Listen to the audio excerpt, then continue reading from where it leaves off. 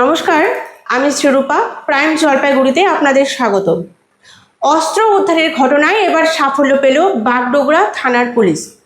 গোপন সূত্রে পাওয়া খবরের ভিত্তিতে অভিযান চালিয়ে এক যুবককে গ্রেপ্তার করা হয়। তার কাছ থেকে উদ্ধার হয় 1 রাউন্ড কার্তুজ এবং একটি পিস্তল। এই ঘটনায় স্বভাবতই চাঞ্চল্য ছড়িয়েছে সমগ্র এলাকায়। বৃহস্পতিবার রাতে বাগডোগরা গুরুদুয়ারা সংলগ্ন ফ্লাইওভারের নিচে উদ্দেশ্যহীনভাবে ঘোরাফেরা করতে দেখা যায় এক অজ্ঞাত পরিচয় যুবককে। খবর পাওয়া মাত্রই ঘটনাস্থলে এসে উপস্থিত হন বাগডোগরা থানার সাদা পোশাকের পুলিশেরা। কথাবার্তায় প্রকাশ পায় কিছু অসংলগ্নতা এবং তাকে গ্রেপ্তার করতে তারা বিলম্ব করেননি। তাকে গ্রেপ্তার করতে তার কাছ থেকে মেলে সেই দেশি পিস্তল এবং 1 রাউন্ড কার্তুজ। এরপর আর দেরি না করে তাকে সাথে সাথে গ্রেপ্তার করা হয়। জানা যায় ধৃত যুবকের নাম মোহাম্মদ আশরাফুল এবং তার বাড়ি কিন্তু সেই বাগডোগরা এলাকাতেই। শুক্রবার সেই ধৃতকে শিলিগুড়ি মহকুমা আদালতে তোলা হয়েছে এবং জিজ্ঞাসাবাদ জারি রেখেছে পুলিশ। কোথা থেকে এই অস্ত্র সে পেল, এর পেছনে অন্য কোনো চক্র রয়েছে কিনা, অথবা সেই ধৃত অন্য কোনো অস্ত্র পাচার কারবারির সঙ্গে জড়িত রয়েছে কিনা তা নিয়ে চলছে তল্লাশি।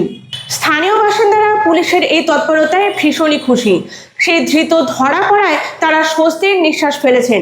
সাম্প্রতিককালে বাগডোগরায় অস্ত্র পাচারকারী এবং অস্ত্র উদ্ধারের ঘটনা হামেশাই চোখে পড়ছিল।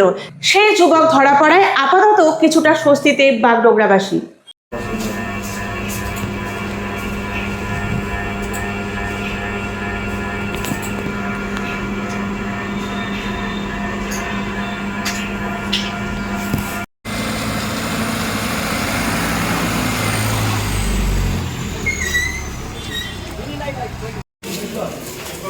একটু আস্তে, হ্যাঁ একটু আস্তে আস্তে নিয়ে শোনো।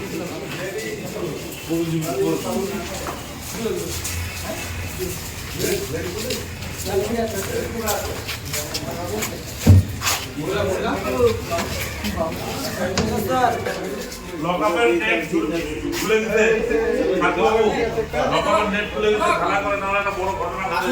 যারা গিয়া কিনে আসলে নাম ভালো গিয়া ব্রেজা এটা শুননা ওই মাইন্ড করে আমার বাবা এটা না মা জানা কি করে জানা ভালো